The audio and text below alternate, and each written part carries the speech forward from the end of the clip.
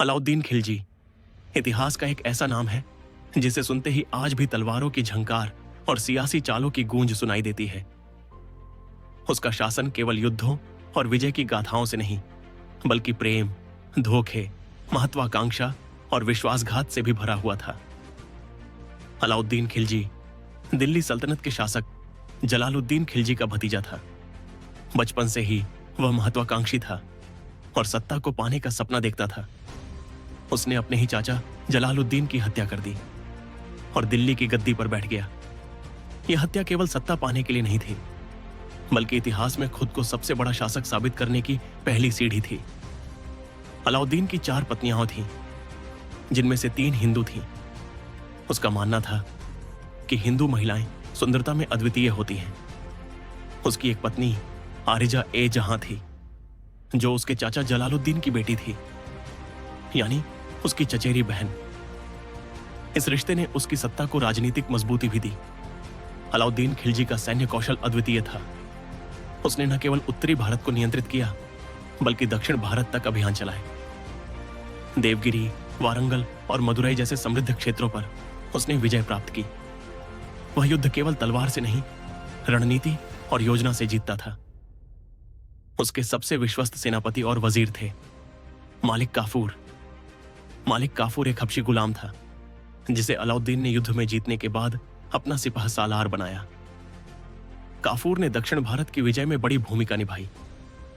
अलाउद्दीन का हरम भव्य और विशाल था। उसमें सैकड़ों महिलाएं थीं, जिनमें ज्यादातर हिंदू राजघरानों की महिलाएं थीं, जिन्हें युद्ध में बंदी बनाकर लाया गया था। हरम में केवल सौंदर्य नहीं, बल्कि सत्ता का भी खेल चलता था। अलाउद्दीन के दरबार में विद्वान, हकीम और रणनीतिकार भरे हुए थे। लेकिन जैसे जैसे समय बीतता गया, उसकी शक की प्रवृत्ति बढ़ती गई और वह अपने ही लोगों से डरने लगा। अपने अंतिम वर्षों में अलाउद्दीन गंभीर रूप से बीमार हो गया। वह कमजोरी और तन्हाई से जूझ रहा था।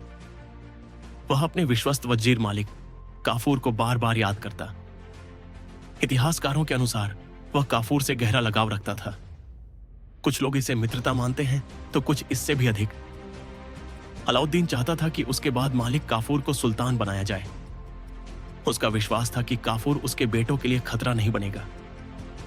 लेकिन दरबार के वजीर और अमीर इस फैसले के सख्त खिलाफ थे। वे नहीं चाहते थे कि एक गुलाम, वह भी हबशी, दिल्ली की गद्दी पर बैठे। 1316 ईस्वी में अलाउद्दीन की मृत्यु हो गई। उसकी मृत्यु के बाद मालिक काफूर ने थोड़े समय के लिए सत्ता संभालने की कोशिश की, लेकिन वजीरों ने षड्यंत्र कर उसे भी खत्म कर दिया। सुल्तान के उत्तराधिकारी बहुत छोटे और कमजोर थे। महल में सत्ता संघर्ष शुरू हो गया।